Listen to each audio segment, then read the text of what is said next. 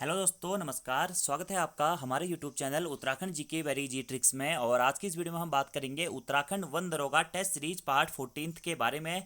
और आज से हम दोस्तों यहाँ पे फिजिक्स से शुरू करने वाले हैं 9th क्लास की। तो 9th क्लास के चैप्टर में हम सबसे पहले आज मोशन वाले चैप्टर के बारे में पढ़ेंगे। और दोस्तों जो ये फिजिक्स है, फिजिक्स में से आपको ये मोशन वाले चैप्टर से हो गया, बल से हो गया, कार्य, ऊर्जा और समय हो गया, इनकी ग्राफिंग से हो गया, काफ़ी प्रश्न एग्जाम में देखने को मिलेंगे। तो वीडियो पसंद आती है तो वीडियो को लाइक जरूर कीजिएगा, कमेंट जरूर कीजिएगा और अपने दोस्तों के साथ में भी जरूर शेयर करें। और आज हम कुछ इंपॉर्टेंट क्वेश्चंस के बारे में बात करेंगे। कुछ प्रश्न मैंने लिखे हुए हैं, कुछ प्रश्न मैं आपको ओरली बताऊंगा, तो आपको एज ए रिवीजन फैक्ट आपको ये नोट्स पढ़ते हुए जाने हैं। सबसे पहले मोशन वाले लेसन में से दोस्तों आपसे किस प्रकार के प्रश्न पूछे जा सकते हैं। आपसे प्रश्न पूछा जा सकता है कि कौन सा हमारा स्केलर क्वांटिटी है, यानी कि कौन सी सदिश राशि है, कौन सी अदिश राशि है। इसी के साथ साथ इसमें आपको विरामावस्था से संबंधित क्वेश्चन पूछे जा सकते हैं, या फिर न्यूटन के गति के 3 नियमों से प्रश्न पूछे जा सकते हैं, या चाल क्या होता है, दूरी क्या होता है, विस्थापन क्या होता है, वेग क्या होता है, औसत चाल क्या होती है, त्वरण क्या होता है, इनकी डेफिनेशंस, इनकी परिभाषाएं, इनसे संबंधित ऑब्जेक्टिव क्वेश्चंस या न्यूमेरिकल से आपसे एग्जाम में प्रश्न पूछे जा सकते हैं। इसी के साथ साथ जो आपका मोशन वाले चैप्टर में दोस्तों जो ग्राफ्स दिए गए हैं, डिस्प्लेसमेंट टाइम ग्राफ यानी कि विस्थापन समय ग्राफ, वेग समय ग्राफ, त्वरण समय ग्राफ, ये सारे ग्राफ, असमान गति क्या होती है, समान गति क्या होती है, यहाँ से आपसे प्रश्न पूछे जा सकते हैं। या फिर जो हमारी गति के 3 समीकरण है, v बराबर u plus a t, s बराबर u t plus half a t square और वी स्क्वायर बराबर यू स्क्वायर प्लस 2as, यहाँ से एग्जाम में प्रश्न आपके पूछे जा सकते हैं। तो फिलहाल आज की इस वीडियो में भी हमने इन्हीं टॉपिक्स से कुछ क्वेश्चंस को कवर अप करने की कोशिश की है। और दोस्तों ये जो क्वेश्चंस है ना, कोई भी डेफिनेशन, दूरी, चाल, समय, वेग, त्वरण, यहाँ से आपको एक प्रश्न जरूर देखने को मिलेगा। हर शिफ्ट में 2 से 3 प्रश्न भी आपको देखने को मिल सकते हैं। या तो सिंपली मात्रकों से प्रश्न पूछ देगा, या सदिश सदिश से प्रश्न पूछेगा, या परिभाषाओं से प्रश्न पूछ देगा, या फिर कोई इजी सा न्यूमेरिकल आपको यहाँ से देखने को मिल जाएगा। न्यूटन की गति के 3 नियम अच्छी तरीके से याद कर लेना, अच्छी तरीके से उसके एग्जाम्पल याद कर लेना, वहाँ से एक प्रश्न हर शिफ्ट में आपको देखने को मिलेगा। और न्यूटन और गति के जो 3 समीकरण है, वहाँ से भी आपको प्रश्न देखने को जरूर मिलेगा। तो चलिए आज हम कुछ चीज़ों को करते हैं इस लेसन में। सबसे पहले दोस्तों मैं आपको 1-2 फैक्ट बताना चाहता हूँ कि मैकेनिक्स क्या होती है, यानी कि यांत्रिकी क्या होती है, यानी कि भौतिकी क्या होती है। नॉर्मली आप ये कह सकते हैं दोस्तों, किसी भी ऑब्जेक्ट पर बल के कारण जो इफेक्ट पड़ता है, उसी इफेक्ट का अध्ययन करने के लिए हम क्या पढ़ते हैं, मैकेनिक्स या यांत्रिकी को पढ़ते हैं। यानी कि फोर्स अप्लाई या बल अप्लाई करने पर या बल लगाने पर वस्तु की अवस्था में जो परिवर्तन आता है, इसी को हम एक हिसाब से दोस्तों मैकेनिक्स कहते हैं। अब इसमें 2 कंडीशन आती है हमारी दोस्तों। एक आती है विरामावस्था की अवस्था, विरामावस्था की कंडीशन यानी कि रेस्ट की कंडीशन, और दूसरी आती है गति यानी कि मोशन की कंडीशन। अब विरामावस्था या रेस्ट क्या होता है, जब समय परिवर्तन के साथ साथ में कोई भी वस्तु अपनी स्थिति में परिवर्तन नहीं करती है तो हम कहते हैं वो विरामावस्था में है। जैसे हम लोग किसी चेयर में बैठे हुए हैं तो समय परिवर्तित हो रहा है, हम चेयर में बैठे हुए हैं, हम कुछ भी नहीं कर रहे हैं, अपनी स्थिति में कोई परिवर्तन नहीं कर रहे हैं, तो हम क्या होंगे, उस टाइम पे विरामावस्था में आएंगे। यानी कि टाइम चेंजिंग पर भी जब हमारी पोजीशन या हमारी स्थिति समान रहती है, उसे हम कहते हैं विरामावस्था की सिचुएशन। और दूसरी क्या होती है, गति की अवस्था यानी कि मोशन। यानी कि टाइम चेंजिंग के साथ साथ या समय परिवर्तन के साथ साथ जब वस्तु या कोई भी ऑब्जेक्ट अपनी अवस्था को परिवर्तन करता है, यानी कि अपनी पोजीशन में परिवर्तन करता है, तो उसको हम बोलते हैं कि वो गति में है। जैसे आप लोग पैदल चल रहे हैं तो समय भी चल रहा है, आप लोग उसके साथ में पैदल भी चल रहे हैं, ठीक है, तो वो आपका क्या हो जाएगा, मोशन हो जाएगा। नॉर्मली जब समय के सापेक्ष से किसी वस्तु की स्थिति में परिवर्तन होता है तो इसी को हम क्या बोलते हैं दोस्तों, गति कहते हैं। तथा ऐसी जो वस्तुएं होती हैं वही हमारी गतिशील वस्तुएं भी कहलाती हैं। और अगर हमारे ब्रह्मांड में देखा जाए तो बहुत सारी चीज़ें दोस्तों क्या है, गतिमान है। एक्चुअलिटी में हम देखें तो सभी ग्रह क्या है, एक दूसरे के पक्ष में गतिमान है। ब्रह्मांड पूरा हमारा एक हिसाब से गतिमान है। अब हम यहाँ से संबंधित प्रश्नों के बारे में बात करते हैं। पहला क्वेश्चन है, वह भौतिक राशियां जो परिमाण और दिशा दोनों का बोध कराती हैं क्या कहलाती हैं, तो वो सदिश राशियां कहलाती हैं। यानी कि जो परिमाण और दिशा दोनों का बोध कराती हैं। और वे भौतिक राशियां जो सिर्फ परिमाण का बोध कराती हैं, दिशा का बोध नहीं कराती हैं, वो हमारी अदिश राशियां कहलाती हैं, ठीक है। सदिश राशियां यानी कि दोस्तों वेक्टर क्वांटिटी, जिसमें डायरेक्शन और मैग्नीट्यूड दोनों की आवश्यकता होती है, और परिमाण एवं दिशा दोनों होती है। जबकि स्केलर क्वांटिटी, अदिश राशियां क्या होती है, जिसमें हमारा खाली परिमाण होता है, दिशा नहीं होती है, ठीक है। सदिश राशियों में जो उनके जोड़, गुणा, जो मैथमेटिकल फंक्शंस होते हैं वह सदिश रूप में ही होते हैं। और अदिश राशियों में दोस्तों डायरेक्टली मैथमेटिकल ऑपरेशन से उनके ऑपरेशन किए जाते हैं। अब यहाँ से आपके एग्जाम में प्रश्न पूछा जाता है कि कौन सी राशि हमारी सदिश राशियां हैं और कौन सी राशि हमारी अदिश राशियां हैं। जैसे दोस्तों मैंने आपसे कहा कि मैं 5 मीटर चलता हूँ, ये क्या है, नॉर्मली मैंने यहाँ पे आपको कहा कि मैं 5 मीटर चलता हूँ, तो मैं खाली 5 मीटर के मेरे बारे में मैंने बात की, तो ये हमारी क्या हो जाएगी दोस्तों, अदिश राशि हो जाएगी। क्योंकि यहाँ पे सिर्फ क्या परिमाण है, परिमाण मतलब आप एक संख्या मान सकते हैं, ये परिमाण है, यहाँ पे कोई भी दिशा नहीं है। मैंने कहा मैं 5 मीटर चलता हूँ, ये परिमाण है, तो ये अदिश राशि हो जाएगी। अब मैंने कहा मैं 5 मीटर उत्तर की ओर चलता हूँ, मैंने उत्तर की ओर लगा दिया या नॉर्थ डायरेक्शन में लगा दिया, साउथ में लगा दिया, तो वहां पे हमारे परिमाण के साथ साथ 5 मीटर तो परिमाण ही है, उसके साथ में दिशा भी आपको बता रहा हूं, तो वो हो जाएगी हमारी क्या, सदिश राशि। ऐसे करके आप एग्जाम्पल्स को समझ सकते है, ठीक है। तो सदिश राशियां, अदिश राशियों के एग्जाम्पल अब आपको समझने हैं, क्योंकि यहाँ से आपके एग्जाम में प्रश्न पूछे जा सकते हैं। यानी कि अदिश राशियां वे राशियां होती है जो केवल संख्यात्मक मान का बोध कराती हैं, वो अदिश राशियां हो जाती है। और सदिश राशियां क्या होती है, जो संख्यात्मक मान के साथ साथ में दिशा का भी बोध कराती है, तो वो हमारी सदिश राशियां हो जाती हैं। और कौन सी क्वांटिटी सदिश है, अदिश है, यहाँ से भी आपके प्रश्न पूछे जाते हैं। तो देखिए आप याद रखिएगा दोस्तों, ये हमारी कुछ अदिश राशियां हैं और ये हमारी कुछ सदिश राशियां हैं। ये सारे एग्जाम्पल आप याद रखिएगा। द्रव्यमान, लंबाई, समय, तापमान, दूरी, विद्युत धारा, चाल, कार्य, ऊर्जा, आयतन, घनत्व, ताप, समय, दाब, आवृत्ति, आवेश, विभव, विशिष्ट ऊष्मा, ये सभी क्या है दोस्तों आपकी अदिश राशियां हैं। इनमें आपको क्या चाहिए, केवल परिमाण होता है, दिशा नहीं होती है, ठीक है। जबकि भार, विस्थापन, वेग, त्वरण, बल, संवेग, आवेग, बलाघूर्ण, वैद्युत क्षेत्र, चुंबकीय क्षेत्र, ये सभी किस प्रकार की राशियां हैं, ये सभी सदिश राशियां हैं। दोस्तों यहाँ पर सबसे ज्यादा कंफ्यूजन होता है द्रव्यमान और भार में। तो याद रखना है, द्रव्यमान आपकी एक अदिश राशि है, जबकि भार आपकी क्या है, एक सदिश राशि है। ये आपको जरूर याद रखना है। अगला विद्युत धारा, विद्युत धारा आपकी एक अदिश राशि है, जबकि विद्युत क्षेत्र आपका क्या है दोस्तों, यह आपकी एक सदिश राशि है। ये थोड़ा सा जो कॉम्प्लीमेशन होता है, ये दोनों फैक्ट आपको याद रखने हैं, विद्युत धारा और विद्युत क्षेत्र के बारे में, क्योंकि ये एग्जाम्पल आपसे एग्जाम में पूछा जा सकता है, ठीक है। बाकी द्रव्यमान और भार में अंतर दोस्तों आप काफी अच्छी तरीके से पढ़ लीजिएगा, आपके एग्जाम में एक प्रश्न वहां से ही पूछा जाता है। यानी कि जो पदार्थ की मात्रा होती है, क्वांटिटी ऑफ मैटर, वो हमारी द्रव्यमान कहलाती है। और द्रव्यमान के बारे में एक पॉइंट आप नोट कर लीजिएगा दोस्तों, कि द्रव्यमान हमेशा फिक्स रहता है, यानी कि द्रव्यमान की स्थिति हमेशा सेम रहेगी। तो अगर आपसे प्रश्न पूछा जाता है कि कौन सा निम्न में से क्या परिवर्तित नहीं होता है या हमेशा फिक्स रहता है, तो द्रव्यमान दोस्तों, भले ही आप चांद पे चले जाएं, पृथ्वी पर रहे, किसी भी स्थान पर अगर आप जाएंगे तो आपका द्रव्यमान क्या रहेगा, हमेशा फिक्स रहेगा, यानी कि एक कांस्टेंट रहता है। जबकि भार क्या होता है, कांस्टेंट नहीं होता है, भार स्थिति परिवर्तन के साथ साथ परिवर्तित होते रहता है, ठीक है। क्योंकि भार बराबर क्या होता है हमारा, मेनली द्रव्यमान क्या होता है, पदार्थ की मात्रा होती है, ठीक है। और द्रव्यमान का मात्रक किलोग्राम होता है, जबकि भार का मात्रक क्या होता है, न्यूटन होता है। भार एक हिसाब से आप कह सकते हैं बल है, और ऐसा बल है जो गुरुत्वीय त्वरण के कारण जो बल लगता है वही हमारा क्या है, भार है। और भार का ऐसा ही मात्रक होता है न्यूटन। याद रखना है, भार क्या है, सदिश राशि है, जबकि द्रव्यमान क्या है, हमारी अदिश राशि है। द्रव्यमान हमेशा फिक्स रहता है, कभी परिवर्तित नहीं होता, जबकि भार क्या होता है, समय के साथ साथ परिवर्तित होते रहता है, या जी की वैल्यू के अकॉर्डिंग ये चेंज होते रहता है।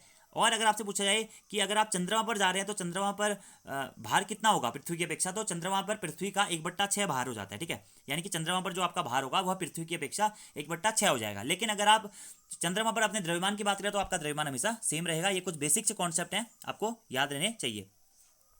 तो ये सदिश और अदिश राशियां आपको याद रखनी है दोस्तों। अगला क्वेश्चन है कि मूल राशियां कितनी होती हैं, तो 7 हमारी मूल राशियां होती हैं और 7 हमारे क्या होते हैं, मूल मात्रक होते हैं, ठीक है। मूल राशियों की सहायता से जो राशियां बनती हैं वो हमारी व्युत्पन्न राशियां होती हैं। इनके अलावा कोई भी अलग राशि है वो हमारी व्युत्पन्न राशि है। और मूल मात्रक, ये 7 मात्रकों के अलावा जो भी मात्रक होंगे वो हमारे दोस्तों क्या कहलाएंगे, व्युत्पन्न मात्रक कहलाएंगे, जो मूल मात्रकों की सहायता से बनते हैं। तो मूल राशियां कौन कौन सी हैं, क्या क्या है, मैं आपको फिजिक्स के पहले और दूसरे पार्ट में बता चुका हूं, जो मैंने सीरीज शुरू की थी, यहाँ पे भी बात कर लेते हैं। मूल राशियां कौन सी है, लंबाई, द्रव्यमान, समय, ताप, ज्योति तीव्रता, विद्युत धारा की मात्रा या विद्युत धारा और पदार्थ की मात्रा। अब यहीं से आपसे प्रश्न पूछ लेगा, निम्न में से कौन सा मूल राशि है, कौन सा मूल मात्रक है, निम्न में से कौन सी मूल राशि नहीं है, निम्न में से कौन सी व्युत्पन्न राशि है, कौन सी व्युत्पन्न राशि नहीं है। तो आपको अपने कॉन्सेप्ट क्लियर रखने हैं। लंबाई दोस्तों मूल राशि, लंबाई का मूल मात्रक क्या होता है, मीटर। लंबाई का मूल मात्रक मीटर है। द्रव्यमान का मूल मात्रक क्या होता है, किलोग्राम। समय का मूल मात्रक क्या होता है दोस्तों, सेकंड होता है। ताप का मूल मात्रक क्या होता है, केल्विन होता है। ज्योति तीव्रता का मूल मात्रक क्या होता है, कैंडिला होता है। विद्युत धारा का मूल मात्रक क्या होता है, एम्पियर होता है। और पदार्थ की मात्रा का मूल मात्रक क्या होता है, मोल होता है। तो यहां से भी आपसे प्रश्न पूछा जाता है कि कौन सा मूल मात्रक है या नहीं है, ठीक है। क्योंकि ये बेसिक से क्वेश्चन होते हैं, वैसे ये हमारा बेस रहता है, लेकिन एग्जाम में यहाँ से बहुत बार पहले भी प्रश्न पूछे गए दोस्तों, और आगे भी आपसे पूछे जा सकते हैं, ठीक है। अगला यहाँ पे 2 चीजें और आती है दोस्तों, मूल राशियों के पूरक। एक होता है समतल कोण और एक होता है घन कोण, ठीक है। क्या, एक होता है समतल कोण और दूसरा होता है घन कोण। तो समतल कोण जो होता है उसका कोण के बराबर क्या होता है, मेनली चाप बटा त्रिज्या होती है। तो समतल कोण का मात्रक होता है रेडियन, क्या होता है, रेडियन। जबकि घन कोण का मात्रक क्या होता है, ये होता है स्टेरेडियन, स्टेरेडियन। ये भी आपको याद रखना है। ये बेसिक से फैक्ट्स हैं, कुछ मैंने पहले भी आपको बता रखे हैं। अगला क्वेश्चन है दोस्तों कि त्वरण का मात्रक क्या होता है। तो त्वरण क्या होता है, आपको परिभाषा पता होनी चाहिए। वेग परिवर्तन की दर को त्वरण कहते हैं, यानी कि वेग में परिवर्तन बटा समय। वेग परिवर्तन की दर को समय कहते हैं, मतलब त्वरण कहते हैं। तो वेग का मात्रक क्या होता है दोस्तों, वेग का मात्रक होता है मीटर प्रति सेकंड और समय का मात्रक होता है सेकंड। तो त्वरण का मात्रक क्या हो जाता है, मीटर प्रति सेकंड स्क्वायर त्वरण का मात्रक हो जाता है, मीटर प्रति सेकंड स्क्वायर, ठीक है। ऐसे आपसे पूछ लेगा, आपको तुरंत पता चल गया कि वेग परिवर्तन की दर को क्या कहते हैं दोस्तों, त्वरण कहते हैं। ऐसे आपसे पूछ लेगा कि वेग क्या होता है, सबसे पहले मैं आपको एक दो फैक्ट बता देता हूँ कि दूरी क्या होती है, ठीक है। ये फैक्ट भी जानने जरूरी है। दूरी क्या होती है, यानी कि दोस्तों वस्तु द्वारा तय की गई कुल मार्ग की लंबाई आपकी दूरी कहलाती है। यानी कि आप कोई भी एक स्थान से दूसरे, सपोज अगर आप यहाँ से यहाँ गए, फिर आप यहाँ से यहाँ गए, फिर आप यहाँ से यहाँ गए, फिर आप यहाँ से यहाँ गए, यहाँ तक आप गए, तो आपके द्वारा जितनी भी ये दूरी टोटल तय की गई है ये आपकी दूरी कहलाएगी। यानी कि वस्तु द्वारा तय की गई मार्ग की कुल लंबाई हमारी दूरी कहलाती है। भले आप 5 मीटर ये गए, फिर 6 मीटर ये गए, 2 मीटर ये गए, 6 तो 8 5 13 मीटर आप ऐसे चले गए, ठीक है। ऐसे आप चलते जा रहे हैं तो आपकी कुल दूरी हो जाएगी, ठीक है। और दूरी हमारी क्या दोस्तों एक अदिश राशि है, क्योंकि हमें इसमें दिशा का पता नहीं है। हम कह रहे हैं कि वस्तु द्वारा तय की गई मार्ग की कुल लंबाई। अब ये वस्तु यहीं से ऐसे वापस आ जाए तो उसको भी वो दूरी में काउंट किया जाएगा, ठीक है। तो वस्तु द्वारा तय की गई मार्ग की कुल लंबाई हमारी दूरी कहलाती है। और दूरी हमारी एक अदिश राशि है। दूरी का मात्रक क्या होता है दोस्तों, दूरी का मात्रक होता है मीटर। और दूरी आपको याद रखना है, दूरी से एक पॉइंट दोस्तों, कि दूरी कभी भी जीरो और निगेटिव नहीं हो सकती है। दूरी हमेशा क्या होती है, पॉजिटिव होती है, हमेशा धनात्मक होती है दूरी। ये आपको पॉइंट याद रखना है, ठीक है। अब दूरी हमारी अदिश राशि है। दूरी के साथ जैसा ही दोस्तों एक हमारा विस्थापन होता है। विस्थापन क्या होता है, दो बिंदुओं के बीच की न्यूनतम दूरी हमारी विस्थापन कहलाती है। दूरी क्या था, वस्तु द्वारा तय की गई कुल मार्ग की लंबाई हमारी दूरी कहलाती थी। जबकि विस्थापन क्या होता है दोस्तों, कि दो बिंदुओं के बीच तय की गई न्यूनतम दूरी हमारी क्या कहलाती है, विस्थापन कहलाती है। या आप ये भी कह सकते हैं कि एक निश्चित दिशा में दो बिंदुओं के बीच की जो न्यूनतम दूरी होगी, कम से कम शॉर्टेस्ट पाथ जो होगा, वो हमारा विस्थापन कहलाता है। और विस्थापन हमारी क्या होती है, हमेशा एक सदिश राशि होती है। विस्थापन का मात्रक भी क्या होता है, मीटर ही होता है। तो विस्थापन बराबर आप कह सकते हैं final position minus initial position. जैसे सपोज दैट दूरी और विस्थापन में मैं आपको अंतर बताता हूं। आप यहां से यहां गए, फिर आप यहां से यहां गए, फिर आप यहां से यहां गए, फिर आप यहां से यहां गए, ठीक है। सपोज दैट ये 2 मीटर आप चले, यहाँ पे आप 1 मीटर चल गए, फिर ये आप 1 मीटर चल गए, फिर यहाँ पे आप 1 मीटर चल गए। तो इसको आप अगर पूरा जोड़ेंगे तो ये आपका हो जाएगा क्या दोस्तों, दूरी। जबकि विस्थापन क्या होगा, शॉर्टेस्ट वे, ए से बी तक पहुंचने में जो शॉर्टेस्ट वे होगा, यानी कि ये वाला जो वे होगा, ये हमारा क्या कहलाता है, विस्थापन कहलाता है। यानी कि दो बिंदुओं के बीच की न्यूनतम दूरी या शॉर्टेस्ट डिस्टेंस बिटवीन 2 पॉइंट्स। या आप ये भी कह सकते हैं कि वस्तु द्वारा एक निश्चित दिशा में तय किए गए दो बिंदुओं के बीच की न्यूनतम दूरी हमारी विस्थापन कहलाती है। और विस्थापन दोस्तों, अगर आप एक कंडीशन, अगर आप यहां से चल के दोबारा यहीं पर पहुंच जा रहे हैं तो आपका विस्थापन क्या हो जाएगा, जीरो हो जाएगा। यानी कि न्यूनतम दूरी को हमारा विस्थापन कहते हैं। विस्थापन क्या होती है, एक सदिश राशि होती है जिसका मात्रक क्या होता है, मीटर होता है। याद रखना आपको, विस्थापन का मात्रक क्या होता है, मीटर होता है। और विस्थापन से आपको एक पॉइंट याद रखना है, विस्थापन दोस्तों जीरो भी हो सकता है, विस्थापन निगेटिव भी हो सकता है, और विस्थापन हमारा पॉजिटिव भी हो सकता है। और विस्थापन और दूरी में आपको एक पॉइंट हमेशा याद रखना है दोस्तों, कि विस्थापन या तो दूरी के बराबर होगा या दूरी से कम होगा।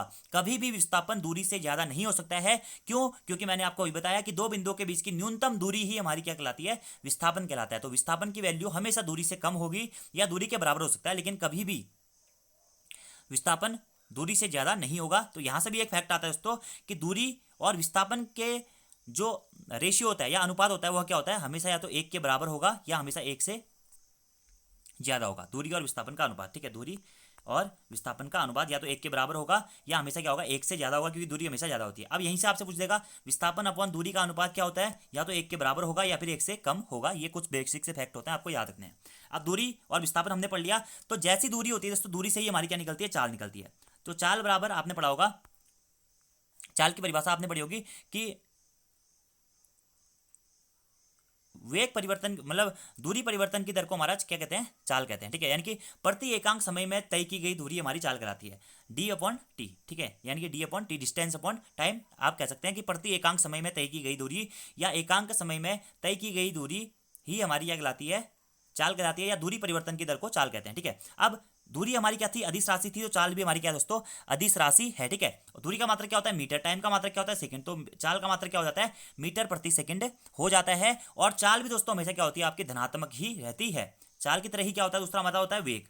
अब वेग क्या होता है दोस्तों, विस्थापन परिवर्तन की दर को हमारा वेग कहते हैं। वेग बराबर क्या होता है, विस्थापन बट्टा समय होता है। विस्थापन परिवर्तन की दर को हमारा वेग कहते हैं, या प्रति एकांक समय में तय किया गया विस्थापन हमारा वेग कहलाता है। और वेग, अब देखिए विस्थापन क्या था, सदिश राशि थी, तो वेग भी क्या है दोस्तों, हमारी सदिश राशि होती है। विस्थापन का मान पॉजिटिव, निगेटिव और जीरो हो सकता था, तो वेग का मान भी दोस्तों पॉजिटिव भी हो सकता है, निगेटिव भी हो सकता है हमारा वेग, और जीरो भी हो सकता है, ठीक है। वेग का मात्रक भी क्या होता है, विस्थापन हमें मीटर में लिखते हैं, मीटर प्रति सेकंड। वेग का मात्रक भी क्या होता है, मीटर प्रति सेकंड ही होता है। और चाल और वेग दोनों की विमा क्या होती है, दोनों की विमा क्या होती है, LT-1 होती है। यानी कि मीटर विस्थापन दूरी होती है, दूरी L और समय T, तो ये T ऊपर जाएगा तो LT-1 ये इसकी क्या होती है, विमा होती है, चाल और वेग दोनों की। तो ये वेग, विस्थापन, समय, दूरी, ये चीजें आपको याद होनी चाहिए। थोड़ा बहुत आपसे यहाँ से प्रश्न पूछा जाता है। अब यहीं से एक प्रश्न आता है, जिस प्रकार से दोस्तों दूरी हमेशा विस्थापन से ज्यादा रहती थी या विस्थापन के बराबर रहती थी, उसी प्रकार से चाल भी हमेशा क्या होती है, वेग से ज्यादा रहता है। ठीक है, चाल जो होगा हमेशा आपका ज्यादा रहेगा वेग से या फिर बराबर रहेगा। ठीक है, यानी कि वेग या तो चाल के बराबर हो सकता है या चाल से कम ही होगा, चाल हमेशा क्या हो जाती है, ज्यादा हो जाती है। अब यहीं से एक फैक्ट आता है दोस्तों, औसत चाल या औसत वेग। तो औसत चाल और औसत वेग का भी वही कॉन्सेप्ट है कि औसत चाल बराबर क्या होता है, टोटल डिस्टेंस, कुल दूरी अपन कुल समय हमारा क्या हो जाता है, औसत चाल हो जाता है। ठीक है, वहीं औसत वेग क्या होता है कि कुल विस्थापन अपन कुल समय आपका क्या हो जाएगा, औसत वेग हो जाएगा। ये चीजें आप डायरेक्टली नोट डाउन कर लीजिएगा। और चाल क्या होता है, हमेशा वेग से ज्यादा होता है या वेग के बराबर होता है। ठीक है, याद रखना आपको, वेग से ज्यादा होती है चाल, या चाल और वेग का अगर अनुपात आपसे पूछा जाएगा तो हमेशा एक के बराबर या एक से ज्यादा होगा। ये कुछ फैक्ट्स हैं। फिजिक्स दोस्तों कुछ नहीं है, फिजिक्स कुल मिला के अगर आपको फॉर्मूले बताया ना तो 9-10th लेवल का आपका सिलेबस आना है। आप एक एक क्वेश्चन को ऐसे चुटकियों में कर देंगे, यहीं से आपका वो न्यूमेरिकल पूछ लेगा, वहीं यहीं से आपको वो हर प्रकार के प्रश्न यहाँ से वो आपसे पूछ सकता है। अब हमें इन्हीं चीज़ों को आगे बढ़ते हुए चलना है। और त्वरण मैंने आपको बता दिया था, वेग परिवर्तन की दर को त्वरण कहते हैं, यानी कि ए बराबर होता है क्या, dv/dt। ठीक है, वेग का मात्रा क्या होता है, वी क्या है, वेग है ना, वेग का मात्रा क्या होता है, मीटर प्रति सेकंड है, समय क्या होता है, सेकंड हो जाता है, तो त्वरण का मात्रा क्या होता है, मीटर प्रति सेकंड स्क्वायर हो जाता है। ठीक है, जिस प्रकार से अगर हम कहें वेग क्या है दोस्तों, हमारी सदिश राशि है, तो त्वरण भी हमारी क्या हो जाएगी दोस्तों, सदिश राशि हो जाएगी। ठीक है, याद रखना है आपको। अब जैसे त्वरण सदिश राशि है तो एफ बराबर फिर बल बराबर क्या होता है, ma होता है। त्वरण सदिश राशि है तो बल भी क्या हो जाएगा, सदिश राशि हो जाएगी। ऐसे द्रव्य भार बराबर क्या होता है, द्रव्यमान गुणा गुरुत्वीय त्वरण होता है। गुरुत्वीय त्वरण क्या होती है, हमारी सदिश राशि होती है, तो भार भी हमारी क्या हो जाती है, सदिश राशि हो जाती है। ये इस प्रकार से आप सदिश सदिश को, जैसे संवेग होता है, संवेग क्या होता है, द्रव्यमान गुणा वेग, संवेग होता है, तो वेग हमारी सदिश राशि है तो संवेग भी हमारी सदिश राशि हो जाएगी। तो इस प्रकार से आप इस कॉन्सेप्ट को आसानी से समझ सकते हैं कि सदिश क्या होता है, अदिश क्या होता है। और भार का ऐसा ही मात्रक याद रखना दोस्तों, आपको हमेशा न्यूटन होता है भार का ऐसा ही मात्रक। ठीक है, आगे क्वेश्चन की बात करते हैं कि वेग का मात्रक क्या होता है, तो वेग का मात्रक होता है मीटर प्रति सेकंड। और वेग क्या होता है मैंने आपको बता दिया है, विस्थापन परिवर्तन की दर को या एकांक समय में तय किया गया विस्थापन हमारा वेग कहलाता है, एक सदिश राशि है। अगला क्वेश्चन है कि लुढ़कती हुई गेंद द्वारा तय की गई दूरी क्या होती है। कोई भी गेंद आपने देखा होगा, आप क्रिकेट खेलते हैं तो लुढ़कती हुई जाती है, तो लुढ़कती हुई गेंद की दूरी हमेशा क्या होती है दोस्तों, धनात्मक होती है। ठीक है, क्योंकि गतिशील वस्तु द्वारा तय की गई दूरी हमेशा क्या होती है, धनात्मक होती है। क्या गतिशील वस्तु है तो उसके द्वारा तय की गई दूरी क्या होगी, हमेशा धनात्मक होगी। तो लुढ़कती हुई गेंद के द्वारा तय की गई दूरी भी क्या होगी, धनात्मक होगी। यहाँ पे आपसे प्रश्न पूछा है धनात्मक होगी, ऋणात्मक होगी, जीरो होगी, क्या होगी, तो धनात्मक होगी। ठीक है, अगला क्वेश्चन, प्रारंभिक व अंतिम बिंदु के बीच की सीधी दूरी क्या कहलाती है। तो प्रारंभिक और अंतिम बिंदु के बीच की सीधी दूरी विस्थापन कहलाती है, यानी कि दो बिंदुओं के बीच की न्यूनतम दूरी, सीधी दूरी हमारी विस्थापन कहलाती है। मैंने आपको ये बता दिया था। ठीक है, जैसे अगर मैं आपसे कहूं कि एक व्यक्ति ए है, एक पॉइंट ये ए है, आप यहां से यहां गए पहले, फिर आप बी से सी तक गए, फिर आप यहाँ से यहाँ तक गए, फिर आप यहाँ से यहाँ पे तक आए। ठीक है, सपोज आप 2 मीटर ये चले, 1 मीटर ये चले, 2 मीटर ये चले, 1 मीटर ये चले। ठीक है, अब आपसे कहेगा ए तथा सी के बीच की कुल दूरी कितनी है, तो कुल दूरी में यहाँ से यहाँ फिर यहाँ से यहाँ 3 मीटर आपकी क्या हो जाएगी, कुल दूरी हो जाएगी। अगर आपसे पूछेगा कि विस्थापन क्या है, तो ए से लेकर सी तक का डायरेक्टली दोस्तों आप विस्थापन लगाएंगे, यहाँ पे पाइथागोरस प्रमेय लगाएंगे, तो हमेशा क्या होगा, ए और सी की √2 का स्क्वायर 4 धन 1 √5 आ जाएगी वैल्यू। ठीक है, √5 यानी कि 2.1 के आसपास या 9 के आसपास इस पर से आएगा आपका। तो विस्थापन क्या होगा, हमेशा वेग से यहाँ पे आपका कम हो रहा है। तो शॉर्टेस्ट वे, न्यूनतम दूरी क्या कहलाती है हमारी, ए से सी तक की न्यूनतम दूरी हमने यहाँ से सीधे पहुंच गए, तो हमारी ये विस्थापन कहलाता है। विस्थापन सदिश राशि है तो वेग भी सदिश राशि है, और वेक्टर रूप में हम इसका सॉल्यूशन फिर करते हैं। अगला क्वेश्चन, विस्थापन का मान क्या हो सकता है। तो मैंने आपको बताया दोस्तों, विस्थापन का मान धनात्मक भी हो सकता है, ऋणात्मक भी हो सकता है, और शून्य भी हो सकता है। अब सपोज यार दोस्तों, आप एक बिंदु से चले, ए बिंदु से आप बी बिंदु तक गए, बी बिंदु से आप सी बिंदु तक गए, सी बिंदु से आप फिर क्या डी बिंदु तक आए, डी बिंदु से आप दोबारा ए बिंदु तक आ गए। ठीक है, 1 मीटर ये, 1 मीटर ये, 1 मीटर ये, 1 मीटर ये, सपोज मान के चलिए। अब आपसे कहेगा कि आपके द्वारा तय किया गया कुल विस्थापन कितना है। तो दोस्तों आप जहां से गए आप वहीं पर वापस आ गए, तो आपका विस्थापन क्या होगा, जीरो होगा। जीरो होगा क्यों, क्योंकि न्यूनतम दूरी जो है, आप यहाँ यहीं पर से चलना स्टार्ट हुए थे, आप यहीं पर को दोबारा आ गए, तो आपका विस्थापन क्या हो जाएगा, जीरो हो जाएगा। जबकि दूरी क्या होगी, 1 2 3 4 मीटर आपकी यहाँ पे दूरी हो जाएगी, पूरे तय किए गए पाथ की लंबाई। तो आप ऐसे करके समझ सकते हैं, यानी कि विस्थापन जीरो भी हो सकता है, याद रखना आपको, और निगेटिव भी हो सकता है। अगला क्वेश्चन, दूरी का मान दोस्तों क्या होता है, सदैव धनात्मक होता है। ठीक है, अगला क्वेश्चन है, दूरी और विस्थापन में क्या संबंध है दोस्तों। मैंने आपको बताया था कि दूरी का मान या तो विस्थापन के बराबर होगा या फिर विस्थापन से हमेशा अधिक होगा। दूरी का मान कभी भी विस्थापन से कम नहीं होता है, तो दूरी या तो विस्थापन से बड़ी होगी या विस्थापन के बराबर होगी। ठीक है, तो ये बड़ा का साइन है और ये बराबर का साइन है। ठीक है, ऐसे ही अगर आपसे पूछा जाए चाल और वेग में, तो चाल भी क्या होगा दोस्तों, हमेशा या तो वेग से बड़ा होगा या फिर वेग के बराबर होगा, याद रखना आपको। या आपसे ऐसे अनुपात पूछ लेगा, दूरी और विस्थापन का अनुपात क्या होता है, हमेशा 1 के बराबर होता है या 1 से ज्यादा होता है। चाल और वेग का अनुपात भी हमेशा 1 से बराबर या 1 से ज्यादा होता है। अगला क्वेश्चन है कि 21 मीटर त्रिज्या के वृत्ताकार पथ पर एक चक्कर पूरा करने के बाद वस्तु का विस्थापन एवं दूरी क्रमशः क्या होंगे। ठीक है, तो 21 मीटर त्रिज्या है और वृत्ताकार पथ पर एक चक्कर पूरा करने के बाद सपोज दैट यहाँ से आप गए, आपकी त्रिज्या ये है। ठीक है, ये 21 मीटर की आपकी त्रिज्या है सपोज दैट। ठीक है, ये आपने ए बिंदु से चलना स्टार्ट किया और पूरा वृत्ताकार पथ तय करने के बाद आप दोबारा से ए बिंदु पर पहुंच गए। ठीक है, तो वृत्ताकार पथ तय कर एक चक्कर पूरा करने के बाद, एक चक्कर आपने पूरा किया, आप दोबारा से इसी ए बिंदु पर पहुंच गए, तो वस्तु का विस्थापन क्या होगा। तो विस्थापन मैंने आपको क्या बताया था, दो बिंदुओं के बीच की न्यूनतम दूरी। तो आपने ए से ही चलना शुरू किया, आप घूम घूम के दोबारा से फिर से ए पे आ गए, तो आपका विस्थापन क्या हो जाएगा दोस्तों, शून्य हो जाएगा आपका विस्थापन। और कुल दूरी कैसे निकालेंगे आप, 2πr करके यहाँ से कुल दूरी निकाल लेंगे। 2πr 2 गुणा पाई क्या है दोस्तों, 22/7 होती है पाई की वैल्यू, और आर की वैल्यू क्या होती है, 21 मीटर आपकी दी है। तो 7 3 21, 22 दूना 44 और 3 132, तो शून्य आपका विस्थापन हो जाएगा और आपकी कुल दूरी हो जाएगी दोस्तों क्या, 132 मीटर। आप ऐसे करके इस प्रकार के प्रश्नों को कर सकते हैं।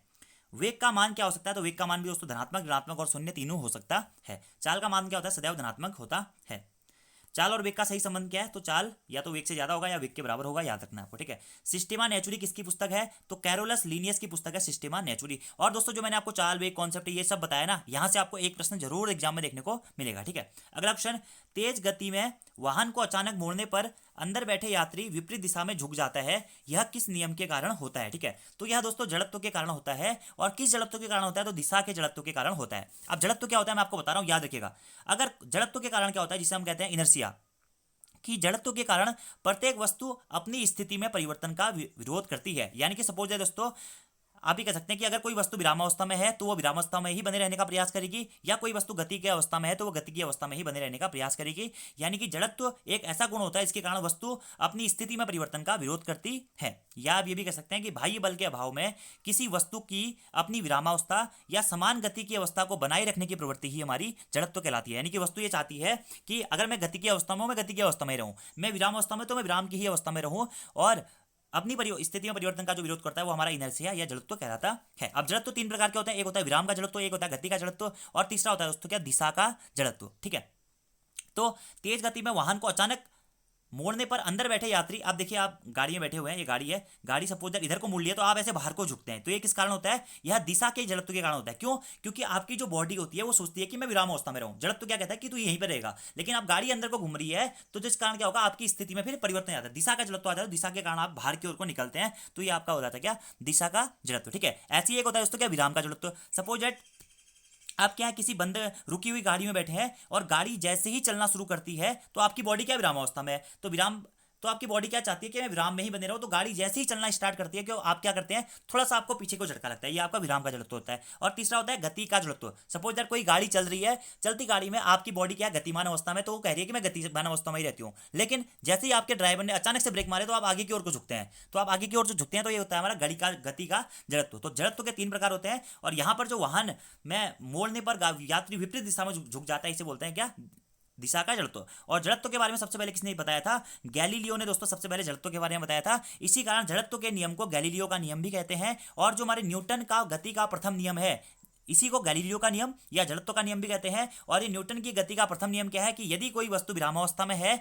तो वह विरामावस्था में ही बने रहने का प्रयास करेगी, और गतिशील अवस्था में है तो गतिशील अवस्था में ही बने रहने का प्रयास करेगी, जब तक उस पर कोई बाह्य बल आकर उसकी स्थिति में परिवर्तन ना कर दे। यानी कि जब तक उसमें कोई बाह्य बल लगाकर उसकी अवस्था में परिवर्तन ना कर दे, तब तक वह वस्तु अपने ही स्थान पे बने रहने का प्रयास करेगी। तो जड़त्व का गुण वही होता है कि वस्तु अपनी स्थिति में परिवर्तन का विरोध करती है। और इसके उदाहरण मैंने आपको बता दिए हैं कि अगर आप किसी रुकी हुई गाड़ी में बैठे हैं, तो अगर गाड़ी अचानक से चल पड़ती है तो आप थोड़ा सा पीछे की ओर को झुक जाते हैं, इसे बोलते हैं हम क्या, विराम का जड़त्व। अगला, चलती गाड़ी रुकने पर आप उसमें आगे की ओर को झुक जाते हैं, तो क्या होता है, हमारा गति का जड़त्व होता है। और ऐसे ही कोई कंबल है, ठीक है, कंबल में धूल बैठी रहती है, जब आप एक डंडे से उस कंबल पे मारते हैं तो उसमें से फिर क्या होता है, धूल के कण निकलते हैं। ठीक है, तो ये भी क्या होता है, हमारा विराम का जड़त्व के कारण ही होता है। तो याद रखना है दोस्तों आपको। ठीक है, और जड़त्व हमेशा क्या होता है दोस्तों, द्रव्यमान पर निर्भर करता है। अगर द्रव्यमान बढ़ेगा तो आपका जड़त्व भी बढ़ेगा, आपको अचानक से ये वाला पॉइंट भी याद रखना है। ठीक है, ये सारे फैक्ट आपको न्यूटन की गति का प्रथम नियम भी मैंने आपको करा दिया, गैलीलियो का नियम जड़त्व भी का नियम भी कहते हैं।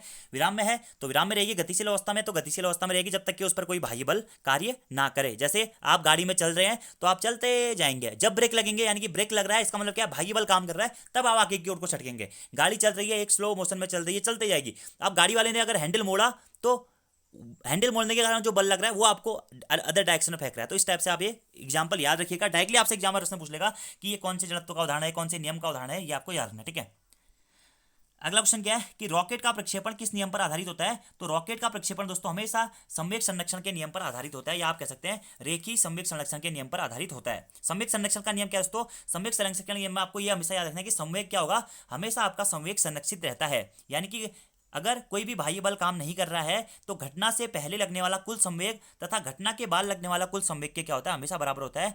यानी कि यदि किसी कणों के समूह या निकाय पर कोई भी बाह्य बल नहीं लग रहा है तो उस निकाय का कुल संवेग क्या होता है, नियत रहना है। यानी कि कणों के टक्कर के पहले तथा बाद में संवेग क्या होता है, बराबर है। यानी कि संवेग संरक्षण का मतलब क्या है, संवेग नष्ट नहीं होता है, पहले जो संवेग होता है वही संवेग बाद में भी रहता है जब तक कि कोई एक्सटर्नल फोर्स काम ना कर रहा हो। और जो हमारा रॉकेट प्रक्षेपण का सिद्धांत है यह क्या दोस्तों, हमारा रेखीय संवेग संरक्षण के नियम पर डिपेंड करता है। याद रखना है आपको, ठीक है, कि घटना से पहले का संवेग जो होगा वही घटना के बाद का भी संवेग होता है। और यह जो संवेग संरक्षण का नियम है गति के तीसरे नियम पर निर्भर करता है, ठीक है, क्रिया प्रतिक्रिया के नियम पर निर्भर करता है। क्या? संवेग संरक्षण का नियम। याद रखिएगा कि संवेग संरक्षण का नियम न्यूटन के किस गति के नियम पर निर्भर करता है, तीसरे नियम पर निर्भर करता है, ठीक है। अगर कोई भी एक्सटर्नल फोर्स काम नहीं कर रहा है, कोई भी एक्सटर्नल बल काम नहीं कर रहा है, तो जो हमारा प्रारंभ अवस्था में संवेग होगा, इनिशियल मोमेंटम, और जो फाइनल मोमेंटम होगा वो हमेशा क्या होगा दोस्तों, बराबर होगा, ठीक है। ये आपको याद रखना है ये कॉन्सेप्ट। और न्यूटन की गति के थर्ड नियम के आधार पर होता है रॉकेट लॉन्चिंग में, रॉकेट प्रक्षेपण में हमेशा संवेग संरक्षण नियम का प्रयोग किया जाता है। या बंदूक के बुलेट, बंदूक की गोली दागने में, उसमें भी आपने पढ़ा होगा संवेग संरक्षण के नियम के अनुसार ही वह होता है। अगला क्वेश्चन, वह भौतिक राशि जो किसी वस्तु की स्थिति में परिवर्तन करे या परिवर्तन को प्रेरित करे क्या कहलाती है? तो वो दोस्तों हमारी क्या कहलाती है, बल कहलाता है, ठीक है। जो वस्तु की स्थिति में परिवर्तन करे या परिवर्तन करने की कोशिश करे, ठीक है। और बल की परिभाषा हमें न्यूटन के कौन से नियम से पता चलती है? तो बल की परिभाषा हमें न्यूटन की गति के प्रथम नियम से पता चलती है। न्यूटन की गति का प्रथम नियम क्या? गैलीलियो का नियम या जड़त्व का नियम। विराम में है तो विराम में रहेगी, गतिशील में है तो गतिशील में रहेगी, जब तक कि उस पर कोई बाह्य बल ना काम करे। अब बल की बात जहां पे आ गई तो बल का व्यंजक, जो बल की परिभाषा हमें न्यूटन की गति के पहले नियम से पता चलती है, ठीक है। और वहीं आपसे पूछा है कि बल का व्यंजक या बल का सूत्र जो हमारा F बराबर ma होता है, यह हमें कहां से पता चलता है? तो न्यूटन की गति के दूसरे नियम से हमें बल का व्यंजक प्राप्त होता है। बल क्या होता है? डायरेक्टली वह भौतिक राशि जो किसी वस्तु की स्थिति में परिवर्तन करे या परिवर्तन को प्रेरित करे। कोई वस्तु दोस्तों, अगर अपने कोई किताब, आप समझिए आपने किताब ने टेबल पर रखी है, तो वो किताब हमेशा टेबल पर रहेगी। अगर आप उस किताब को आगे पीछे करेंगे या उस किताब को आप पकड़ेंगे तो वहां पर आप क्या लगा रहे हैं? फिर बल लगा रहे हैं, ठीक है। वहां पर आप बल लगा रहे हैं, तब उसकी स्थिति में क्या हो रहा है? परिवर्तन हो रहा है। तो यही है बल, कि बल क्या होता है? एक बाह्य कारक होता है जो किसी वस्तु की अवस्था में परिवर्तन करता है। बल भी क्या होती है? एक सदिश राशि होती है, और बल का मात्रक क्या होता है? न्यूटन होता है। तो बल की परिभाषा न्यूटन के गति के प्रथम नियम से हम निकालते हैं, जिसे हम जड़त्व या गैलीलियो का नियम भी कहते हैं। और बल का व्यंजक F बराबर ma न्यूटन की गति के दूसरे नियम से निकालते हैं। अभी हम उसके बारे में भी आगे बात करेंगे, ठीक है। अगला क्वेश्चन है कि गाड़ियों में एक यंत्र लगा रहता है जो उसके द्वारा तय की गई दूरी को दिखाता है, उस यंत्र को क्या कहते हैं? तो उसे दोस्तों ऑडोमीटर कहते हैं। क्या? ऑडोमीटर। याद रखना है कि जो दूरी को मापने का काम जो करता है वो क्या कहलाता है? हमारा ऑडोमीटर कहलाता है। या आप ये भी कह सकते हैं दूरी मापने वाला यंत्र ऑडोमीटर कहलाता है। चाल या वेग का मात्रक क्या होता है? मीटर प्रति सेकंड होता है। याद रखना, चाल बराबर दूरी बट्टा समय, वेग बराबर विस्थापन बट्टा समय। वेग में परिवर्तन की दर को क्या कहते हैं? त्वरण कहते हैं। त्वरण एक सदिश राशि है, इसका मात्रक होता है मीटर प्रति सेकंड स्क्वायर। अगला क्वेश्चन, यदि वस्तु के वेग का परिमाण समय के साथ साथ बढ़ रहा है, वेग का परिमाण दोस्तों क्या हो रहा है? समय के साथ साथ में बढ़ रहा है, वेग भी बढ़ रहा है, समय भी बढ़ रहा है, तो त्वरण क्या होगा? धनात्मक होगा। क्या होगा? धनात्मक होगा, ठीक है। त्वरण क्या होगा? धनात्मक होगा, ठीक है। याद रखना आपको, क्योंकि त्वरण बराबर क्या होता है? वेग परिवर्तन की दर बटा समय। वेग बढ़ रहा है, समय भी बढ़ रहा है, तो त्वरण भी क्या होगा? धनात्मक ही रहेगा। यदि त्वरण वेग की दिशा में हो तो उसे लिया जाता है, ठीक है। अगर त्वरण और वेग की दिशा सेम हो तो उसे हमेशा क्या लिया जाता है? धनात्मक में लिया जाता है, ठीक है। त्वरण क्या होगा? हमेशा धनात्मक होगा। यदि त्वरण वेग या चाल की विपरीत दिशा में हो तो उसे ऋणात्मक लिया जाता है, ठीक है। ये भी आपको याद रखना है। अगर सेम दिशा में है तो धनात्मक, विपरीत दिशा में है तो उसे निगेटिव लिया जाता है। अगला, स्पीडोमीटर क्या नापता है? तो गति को नापता है स्पीडोमीटर, या चाल को नापता है, या आप कह सकते हैं तात्क्षणिक चाल या इंस्टेंटियस स्पीड को नापने वाला यंत्र भी हमारा क्या कहलाता है? स्पीडोमीटर कहलाता है। अगला क्वेश्चन है, औसत चाल या औसत वेग का अनुपात क्या होता है? तो मैंने आपको बताया, औसत चाल क्या होती है? कुल दूरी बट्टा कुल समय। औसत चाल होता है। औसत वेग क्या होता है? कुल विस्थापन बट्टा कुल दूरी, हमारा क्या, कुल समय हमारा क्या होता है? औसत विस्थापन होता है। तो औसत चाल हमेशा क्या होती है? औसत विस्थापन से, औसत वेग से ज्यादा होती है। याद रखना आपको, औसत चाल और औसत वेग का अनुपात क्या होगा? या तो 1 के बराबर होगा या 1 से ज्यादा होगा। अगला क्वेश्चन है कि गति का समीकरण लागू होता है क्या? केवल नियत त्वरण के लिए दोस्तों गति का समीकरण हमारा लागू होता है। क्या? केवल नियत त्वरण के लिए, ठीक है। आज थोड़ा सा हमने गति के प्रथम नियम के बारे में तो बात कर ली थी, जिसे हम गैलीलियो का नियम या जड़त्व का नियम कहते हैं। अगला आता है दोस्तों हमारा न्यूटन का दूसरा नियम, न्यूटन के दूसरे नियम के बारे में बात करते हैं। न्यूटन का दूसरा नियम आप सभी लोगों ने पढ़ा होगा कि वस्तु के संवेग परिवर्तन की दर उस पर आरोपित बल के समानुपाती होती है। डायरेक्टली आपसे पूछ लेगा कि किसी वस्तु के संवेग परिवर्तन की दर किसके समानुपाती होती है? तो संवेग परिवर्तन की जो दर होती है दोस्तों, dp/dt, संवेग परिवर्तन की जो दर होती है वह उस पर आरोपित बल के समानुपाती होती है। यही दोस्तों हमारा क्या है, न्यूटन की गति का दूसरा नियम है। ठीक है, और बल क्या होता है, बल वो बाह्य कारक होता है जो किसी वस्तु की प्राथमिक अवस्था में परिवर्तन करता है। संवेग क्या होता है, संवेग बराबर क्या होता है दोस्तों, द्रव्यमान गुणा वेग क्या होता है, हमेशा संवेग होता है। और संवेग भी हमारी एक सदिश राशि है, और ये भी आपको याद रखना है। और संवेग का मात्रक क्या होता है, किलोग्राम मीटर प्रति सेकेंड। अब न्यूटन की गति का दूसरा नियम क्या है, किसी वस्तु के संवेग परिवर्तन की दर उस पर आरोपित बल के समानुपाती होती है। तो dp अपॉन dt बराबर is directly proportional to f। तो p बराबर मैंने आपको क्या बताया था, mv। ठीक है, d mv हो जाएगा p की जगह पे, upon dt is equal to f। ठीक है, याद रखना है। अब देखिए m द्रव्यमान हमेशा दोस्तों हमारा क्या होता है, निश्चित होता है, आपको याद रखना चाहिए। तो द्रव्यमान हमारा बाहर आ जाएगा, अंदर बच जाएगा dv by dt equal to f। और आपको त्वरण की परिभाषा पता होगी कि वेग परिवर्तन की दर को त्वरण कहते हैं। तो dv बाई dt क्या हो जाएगा, a हो जाएगा। तो यहां से हमारा फॉर्मूला निकल जाता है f बराबर ma। तो बल का व्यंजक हमें न्यूटन की गति के दूसरे नियम से ही पता चलता है, बल का व्यंजक। अब इसके उदाहरण क्या है न्यूटन की गति का दूसरे नियम के, क्रिकेट में आप दोस्तों कैच पकड़ते हैं। ठीक है, तो जब भी आप कैच पकड़ते हैं तो आप अपने हाथ को कैच करते समय थोड़ा सा पीछे की ओर को लाते हैं। ठीक है, वो क्या होता है, वही हमारा क्या होता है, न्यूटन की गति का दूसरा नियम होता है, कि ताकि आपके हाथ में चोट ना लगे। आप लंबी कूद या ऊंची कूद मारते हैं दोस्तों, तो आपने हमेशा देखा होगा कि आप एक ठोस सतह पर मारने की अपेक्षा किसी गद्दे वाले पे मारते हैं तो आपके पाँव में दर्द कम होता है, या आप अपने हल्के पाँव से मारते हैं तो आपको चोट कम लगती है। तो ये भी क्या है हमारा, यहाँ पर भी न्यूटन की गति का दूसरा नियम लगता है। ठीक है, या बॉक्सिंग में देखा होगा दोस्तों आपने, जब एक खिलाड़ी दूसरे खिलाड़ी को मुक्का मारता है तो वो अपना दूसरा खिलाड़ी जिसको मुक्का पड़ रहा होता है वो अपना मुंह थोड़ा सा पीछे को ले जाता है, ताकि जो बल लग रहा है वो थोड़ा सा कम लगे और उसको चोट थोड़ा सा कम लगे। आपने देखा होगा, अगर आप क्रिकेट खेलते होंगे सब लोग, तो जब आप कैच करते हैं, अगर आप अपने हाथों को बॉल की ओर को ले जाकर डायरेक्टली कैच पकड़ते हैं तो आपके हाथ में ज्यादा चोट लगती है। जबकि अगर आप अपने हाथों को पीछे को खींचकर कैच करते हैं तो वहां पर आपको क्या लगती है, थोड़ा सा कम चोट लगती है। तो यही हमारा क्या है, न्यूटन की गति का दूसरा नियम है, कि मेनली बल के व्यंजक के बारे में यहाँ पे बताया गया है। और इसके उदाहरण है कि क्रिकेट मैच में कैच पकड़ना, लंबी कूद या ऊंची कूद के टाइम पे, बॉक्सिंग खिलाड़ी को थोड़ी बचने के लिए, या ठोस सड़क की अपेक्षा मिट्टी पर गिरने से हमें कम चोट का अनुभव होता है। वो हमेशा क्या होता है, वो बल को थोड़ा सा कम कर देते हैं हम, बल कम होगा तो हमें चोट भी कम लगेगी। इसे यही बल का व्यंजक हमारा कहाँ से मिलता है, हमें न्यूटन की गति के दूसरे नियम से मिलता है। अगला एक नियम होता है न्यूटन की गति का तीसरा नियम दोस्तों, जिसे क्रिया प्रतिक्रिया का नियम भी कहते हैं। यानी कि प्रत्येक क्रिया के बराबर परंतु विपरीत दिशा में एक प्रतिक्रिया होती है। जैसे आप बंदूक से गोली चलाते हैं तो गोली चलाने पर क्या होता है कि आपकी गोली तो आगे की ओर निकलती है, लेकिन आपको पीछे की ओर एक हल्का सा झटका लगता है खट्टे करके। या आप जब नाव से उतरते हैं तो नाव से उतरते समय जब आप नाव से बाहर की ओर को आते हैं, नाव क्या होती है, पीछे की ओर को हट जाती है। ठीक है, ऐसे रॉकेट को उड़ाने में, रॉकेट प्रक्षेपण में, या जब आप पृथ्वी पर चलते हैं तो चलते टाइम क्या होता है, आप घर्षण को पीछे की ओर को छोड़ के आगे की ओर को बढ़ते हैं, या तैरते समय, जल में तैरते समय, ये सभी आपके क्या है, न्यूटन की गति के तीसरे नियम के उदाहरण है। और संवेग संरक्षण का नियम भी हमारा न्यूटन की गति के तीसरे नियम पर आधारित होता है। तो न्यूटन के गति के तीन नियम, और जो भी मैंने आपको उदाहरण बताए हैं इन तीन नियमों में, जड़त्व में भी, दूसरे नियम में भी, बल के व्यंजक में भी, तीसरे नियम में भी, ये सारे उदाहरण आपको याद रखने, डायरेक्टली आपसे एग्जाम में यहाँ से क्वेश्चन पूछ लिया जाएगा। ठीक है, और संवेग संरक्षण का नियम भी कि इनिशियल मोमेंटम और फाइनल मोमेंटम हमेशा क्या होता है, इक्वल रहता है। अब अगला क्वेश्चन है कि गति का समीकरण लागू होता है केवल नियत त्वरण के लिए। अब दोस्तों गति के कितने समीकरण हैं, गति के 3 समीकरण हैं, और ये 3 समीकरणों से भी प्रश्न बनते हैं। और कैसे प्रश्न बनते हैं मैं आपको बताने वाला हूं। 3 समीकरण कौन कौन से हैं, v बराबर u प्लस ए टी हमारा गति का प्रथम समीकरण है। ठीक है, अब आपसे एक प्रश्न बनता है दोस्तों कि गति का प्रथम समीकरण किस किस के मध्य में संबंध बताता है। v बराबर u plus a T, v क्या है, वेग है, u बराबर u क्या है, प्रारंभिक वेग है, ए क्या है, त्वरण है, और टी क्या है यहाँ पे दोस्तों, समय है। तो गति का पहला समीकरण वेलोसिटी यानी कि वेग और समय के मध्य में ग्राफ को बताता है। तो प्रश्न आपसे मिल जाएगा कि गति का प्रथम समीकरण किस किस के मध्य ग्राफ को बताता है। तो वेग और समय, वेग भी आ रहा है दोस्तों, देखिए वेग और समय के मध्य ग्राफ को बताता है। v बराबर u प्लस ए टी, वेग और समय के मध्य में के ग्राफ को बताता है। गति का दूसरा समीकरण कौन सा है, s बराबर u t plus half a t square. तो यहाँ पे भी s क्या है, दूरी है या विस्थापन है, और u क्या है दोस्तों, प्रारंभिक वेग है, t क्या है, समय है, ए क्या है, त्वरण है, और टी क्या है, यहाँ पे फिर से समय है। तो गति का दूसरा समीकरण किस किस के मध्य में संबंध को बताता है। तो गति का दूसरा समीकरण दोस्तों दूरी या फिर स्थिति और समय के मध्य में ग्राफ को बताता है। तो गति का पहला नियम वेलोसिटी और समय के मध्य यानी कि वेग और समय के मध्य में ग्राफ को बताता था, जबकि गति का दूसरा नियम दोस्तों दूरी और समय यानी कि पोजीशन और टाइम के मध्य में रिलेशन को बताता है। ऐसे गति का तीसरा समीकरण क्या दोस्तों, वी स्क्वायर बराबर u square plus 2as। V क्या है, अंतिम वेग, यू क्या है, प्रारंभिक वेग, ए क्या है, त्वरण, एस क्या है, दूरी।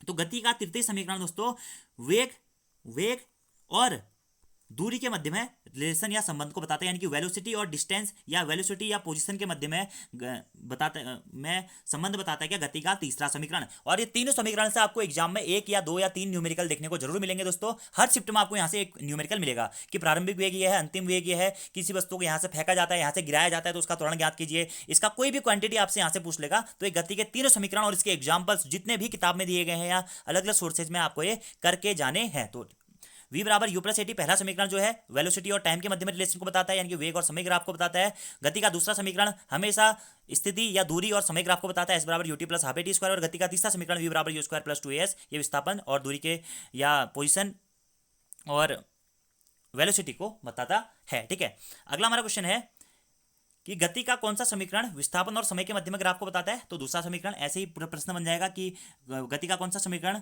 वेग और समय के मध्य ग्राफ को बताता है, पहला समीकरण। ठीक है, अगला क्वेश्चन है किसी आयताकार पथ पर एक चक्कर लगाने में तय की गई दूरी कितनी बार बदलती है। तो 4 बार बदलती है। ठीक है, आयताकार पथ ये है, एक चक्कर लगाने में गति की दिशा देखिए, पहली ये है, दो ये है, तीसरी ये है, चौथी है, तो 4 बार इसकी दिशा बदलती है। स्पीडोमीटर क्या नापता है, तात्क्षणिक चाल या चाल को नापता है दोस्तों स्पीडोमीटर। ठीक है, अगला क्वेश्चन, किसी वस्तु का वेग नियत कहा जाता है जब वेग का परिमाण और दिशा दोनों नियत हो। ठीक है, वेग कब नियत होगा, वेग बराबर क्या होता है दोस्तों पता है आपको, वेग बराबर होता है विस्थापन बट्टा समय। तो वेग को कब नियत कहा जाएगा, जब विस्थापन नियत होगा। विस्थापन कब नियत होता है, तो आपको बताया कि परिमाण और दिशा दोनों की आवश्यकता जब इसमें होती है तो विस्थापन हमारा नियत होगा और तो वेग भी नियत हो जाएगा। अगला क्वेश्चन, किसी पिंड का विस्थापन समय के समानुपाती कब होता है। ठीक है, अब देखिए विस्थापन और समय आपको बताइए, वेग बराबर क्या होता है, विस्थापन बटा समय होता है। अब वेग की वैल्यू अगर हम एक रख दें, यानी कि वेग अगर नियत रहता है, फिक्स रहता है, तो विस्थापन क्या हो जाएगा हमारा डायरेक्टली समय के समानुपाती हो जाएगा। ठीक है, तो जब वेग हमारा नियत होता है तब विस्थापन समय के समानुपाती होता है। ये क्वेश्चन दोस्तों ऑब्जेक्टिव फॉर्मेट में आपसे पूछे जाएंगे ना, तो आपको बहुत मजा आएगा करने में, क्योंकि कॉन्सेप्चुअल क्वेश्चन है। अगला क्वेश्चन, दो अलग अलग द्रव्यमान के पत्थर को निर्वात में एक ही ऊंचाई से पृथ्वी पर गिराया जाता है, तब दोनों पत्थर क्या होंगे दोस्तों, पृथ्वी पर एक साथ गिरेंगे। याद रखना, इस प्रकार के प्रश्न एग्जाम में बहुत आते हैं कि दो बॉलों को आप ऊपर से फेंक रहे हैं या दो गाड़ियों को फेंक रहे हैं, किसी भी चीज को, किसी भी पत्थर को आप ऊपर से फेंक रहे हैं, या दो अलग अलग द्रव्यमान की वस्तुओं को या दो समान भार की वस्तुओं को आप निर्वात में एक ही ऊंचाई से पृथ्वी पर गिरा रहे हैं, तो क्या होगा, दोनों पत्थर पृथ्वी पर एक साथ गिरेंगे। एक्चुअलिटी में दोस्तों ऐसा होता नहीं है, कोई अधिक समय लेता है, भारी वस्तु ज्यादा जल्दी गिर जाती है, हल्की वस्तु थोड़ा सा लेट में गिरती है। लेकिन हमें निर्वात की कंडीशन में या फिजिक्स के अकॉर्डिंग पढ़ते हुए चलना है, तो आपको याद रखना है कि दोनों वस्तुएं या दोनों पत्थर या दोनों द्रव्यमान की वस्तुएं क्या होंगी, हमारी एक साथ पृथ्वी पर गिरेंगी। ठीक है, अगला क्वेश्चन, कि वेग समय ग्राफ और समय अक्ष का क्षेत्रफल हमें क्या देता है। ठीक है, तो वेग बराबर क्या होता है, विस्थापन बट्टा समय होता है। ठीक है, तो यहाँ पे क्या हो जाए, वेग समय ग्राफ या वेग ग्राफ और समय अक्ष, वेग और समय क्या दिया हमें दोस्तों, विस्थापन का परिमाण देता है। तो वेग और समय दिया गया तो हमें क्या देगा, विस्थापन देगा। ठीक है, तो विस्थापन का परिमाण देगा। अगला क्वेश्चन, यदि वेग समय ग्राफ वेग समय ग्राफ में समय अक्ष के समांतर हो, वेग जो होता है, देखिए वेग और समय ग्राफ के बारे में बताया गया। ये समय है हमारा सपोज दैट, और ये क्या दोस्तों हमारा वेग है। ये ग्राफ आपको जरूर याद रखना है, एक समान गति का ग्राफ, लाइनर मोशन क्या होती है, एक रेखीय गति का ग्राफ जो है, और इसी के साथ साथ में वेलोसिटी टाइम ग्राफ जो है और डिस्टेंस टाइम ग्राफ जो है, यहां से आपके एग्जाम में दोस्तों प्रश्न बनेगा। ठीक है, तो प्रश्न क्या पूछा गया है, यदि वेग समय ग्राफ अक्ष समय अक्ष के समांतर, यदि वेग क्या है मतलब समय अक्ष के समांतर, यानी कि क्या कहा गया, जो वेग है वेलोसिटी v है, ये समय अक्ष के समांतर हो तो ये क्या होगा। अब देखिए दोस्तों, वेग क्या है, समय अक्ष के समांतर है, तो यानी कि क्या है, वस्तु नियत वेग से चलती है, क्योंकि समय के साथ साथ क्या हो रहा है, वेग में कोई परिवर्तन नहीं हो रहा है। देखिए समय यहाँ पे जानिए 1 सेकंड है, यहाँ पे 2 सेकंड है, यहाँ पे 3 सेकंड है, लेकिन वेग क्या हमारा सेम है, तो यानी कि क्या होगा, वस्तु नियत वेग से चल रही है। दूसरा क्या हो जाएगा, अब वस्तु दोस्तों नियत वेग से चल रही है तो त्वरण क्या होता है दोस्तों, वेग परिवर्तन की दर को हम त्वरण कहते हैं। अब वेग में परिवर्तन हो रहा है नहीं हो रहा है दोस्तों, देखिए 1 सेकंड में भी वही वेग है, 2 में भी वही है, 3 में भी वही है, यानी कि वेग में परिवर्तन नहीं हो रहा है, तो त्वरण क्या हो जाएगा, इसका 0 हो जाएगा त्वरण। और इस ग्राफ से हमें क्या पता चलेगा, इस ग्राफ से हमें विस्थापन का मान पता चलेगा, क्योंकि वेग बराबर क्या होता है, विस्थापन बट्टा समय होता है। तो यही 3 आंसर मैंने आपको यहाँ पे बता दिया है। यदि वेग समय ग्राफ में वेग समय अक्ष के समांतर हो